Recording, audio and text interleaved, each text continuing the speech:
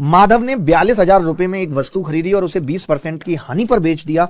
उस राशि से उसने एक अन्य वस्तु खरीदी और इसे 30% के। आपको मेरे तरीके कैसे लग रहे हैं एक बार कमेंट करके बताओ। जो मैं पूछना बता रहा हूं, जो मैं आपको बता रहा हूं कि एग्जैक्ट निकालने की जरूरत नहीं होती। आप सोचिए कि बैक टू बैक आप सवाल ऐसे कर रहे हैं। कितने सवाल देख रहे हैं हर एग्जाम में आए हुए। ये सीजीएल 2024 का सवाल है। आपको ये तरीके कैसे लग रहे हैं? क्या आपके अंदर मेरी ये वाली सोच डल पा रही है? नहीं, आपके अंदर मेरी ये वाली सोच डल पा रही है? नहीं दोस्त, ये बताओ मुझे बस।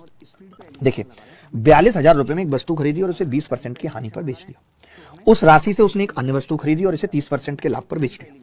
कुल लाभ क्या है ये बताना था। माधव ने 42,000 रुपए में एक वस्तु खरीदी और उसे 20% की हानि पर बेच दिया। तो मैं ये कह रहा था कि पहले उसने 20% कम किया है उसके प्राइस को और फिर उसने 30% बढ़ा दिया है। तो मैंने सक्सेसिव लगाया, -20 गुणा 30/100।